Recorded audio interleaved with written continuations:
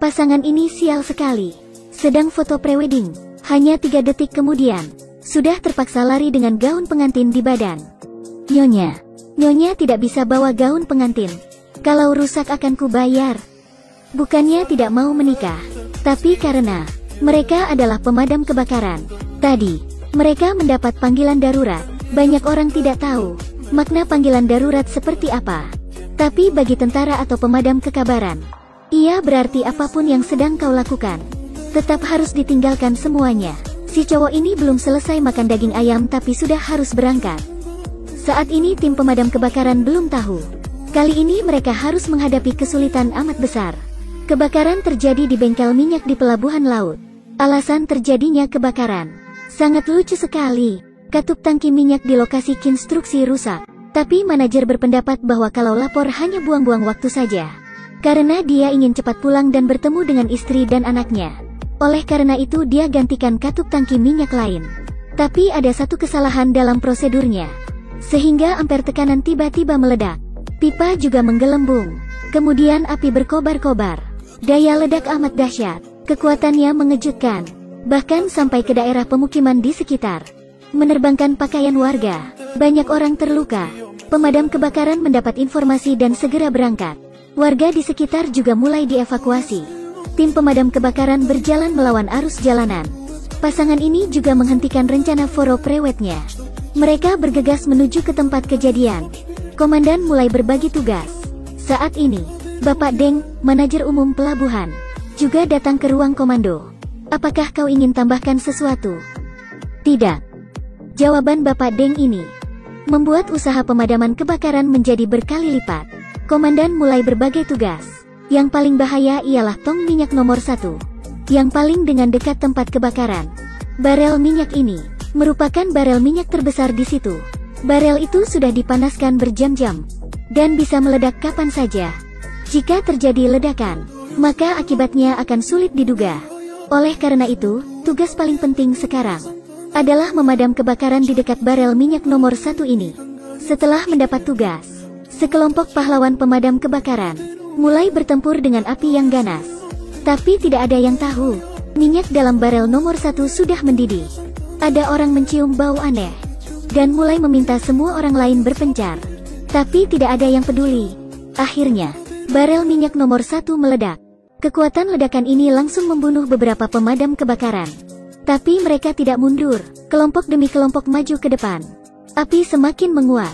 Saat ini, seorang pemadam kebakaran menemukan si manajer umum sedang diam-diam menelepon, dan tidak sengaja mendengar. Bapak Deng meminta keluarganya untuk segera lari.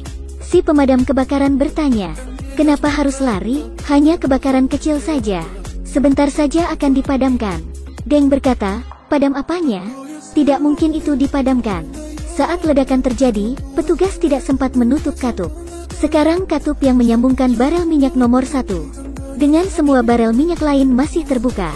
Berarti, minyak dalam semua barel di bengkel ini sedang mengalir ke barel nomor 1. Setelah itu, ledakan terjadi di pipa penyambung. Benar. Kau pasti mati. Kau sendiri yang lapor kepada atasan kami. Pak Deng lapor kepada pimpinan. Komandan mendengar dan marah besar. Kenapa saat kutanya kau tidak bilang? Saya kira kalian akan bisa segera memadam kebakaran. Kejadian sudah sampai begini, Pak Deng juga tidak berani menyembunyikan kebenaran. Dia mengatakan pada komandan, sekarang tempat yang paling mengerikan bukan barel nomor 1, tetapi daerah kimia di sebelahnya. Di sana tersimpan sejumlah besar bahan kimia benzen dan sianida. Benzen adalah bahan kimia yang berbahaya. Setelah masuk tubuh manusia, bisa menyebabkan kematian dalam waktu 15 menit. Jika daerah bahan kimia ini meledak, kekuatannya bisa sama dengan 20 bom atom. Akan mengancam jiwa 8 juta orang di sekitar. Ditambah dengan gas beracun dan minyak yang mengalir ke laut.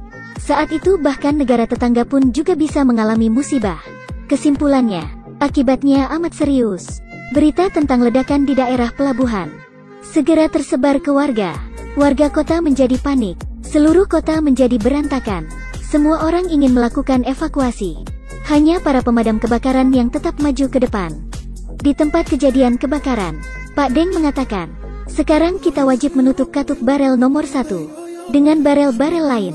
Kalau tidak, maka akibatnya tak bisa diduga.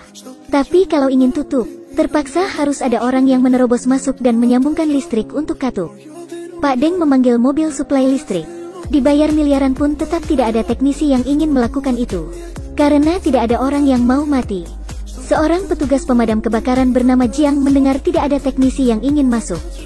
Dia langsung mengambil tanggung jawab itu dan menutup katup itu. Setelah berhasil menyambungkan listrik, 2 katup sudah berhasil ditutup.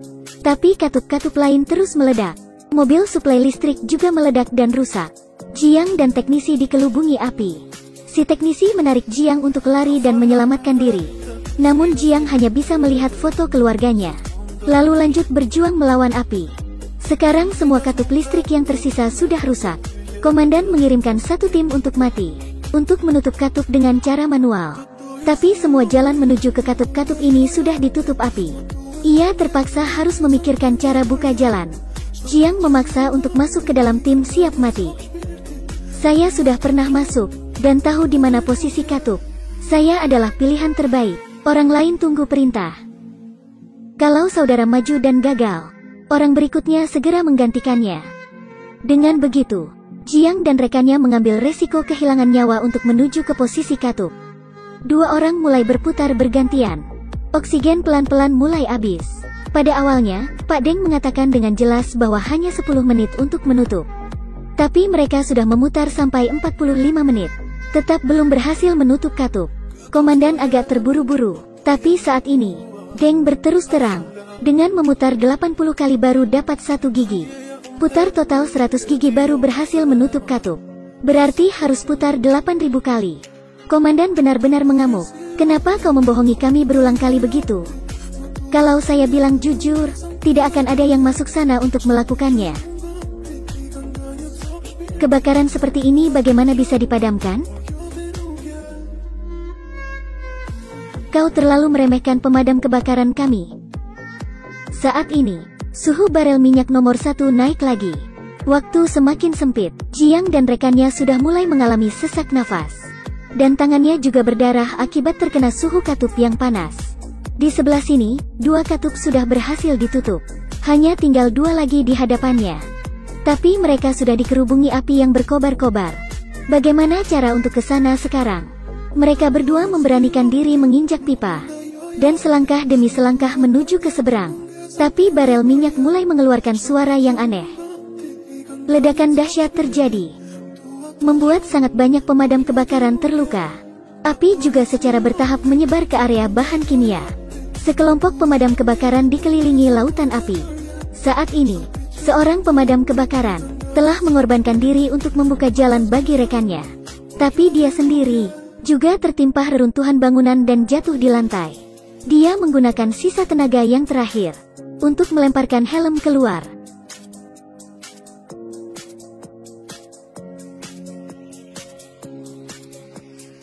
Helm ini sudah terbang keluar. Namun si pemadam kebakaran ini tetap tinggal di medan api untuk selama-lamanya. Pertempuran masih belum berakhir. Api semakin membesar. Pemadam kebakaran mengendarai mobil menerobos untuk membuka satu jalur.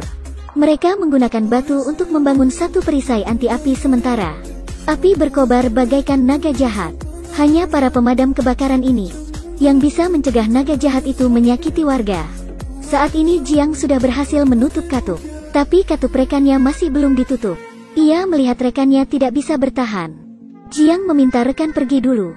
Sedangkan dia tinggal untuk terus menutup katup. Api semakin besar. Jiang terhuyung oleh tekanan dari berbagai ledakan.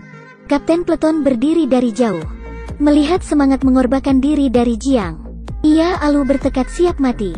Dia ambil telepon genggamnya, merekam kata-kata terakhir dari anggota tim untuk para keluarga.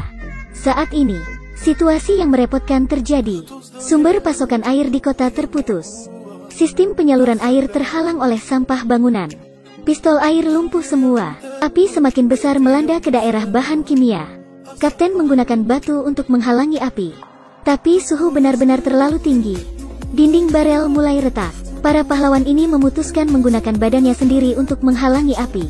Karena sistem air macet tersumbat oleh sampah. Pemadam bernama Tu yang melakukan foto prewed pada awal film harus menyelam untuk menangani. Tapi sampah di bawah laut terlalu banyak. Dia berusaha membersihkan sampah bangunan dan selesai ditanganinya. Tapi karena ia terlalu lama di bawah air, kakinya juga terikat oleh sampah, sehingga dia tenggelam selamanya di bawah air. Wang Lu yang sedang duduk di ruang komandan mendapat berita ini. Sangat sedih. Di sebelah sana, Jiang akhirnya selesai menutup katup. Tapi dia tidak bisa kabur dari lautan api ini. Sekarang dengan bantuan dari berbagai pihak. Tim pemadam kebakaran di seluruh kota juga datang membantu. Markas komandan menyatakan perintah serangan total. Mereka sudah berjuang dari malam hingga pagi. Saat matahari terbit, mereka telah merebut kemenangan. Tapi ketika pertempuran ini berakhir, semua anggota tidak merasakan senangnya kemenangan. Tetapi sebagai gantinya adalah penderitaan dan kehilangan. Film ini berdasarkan kisah nyata. Terhadap setiap bencana kebakaran, entah mereka anak siapa, ataupun ayah siapa, mereka hanya punya satu nama, yaitu pemadam kebakaran.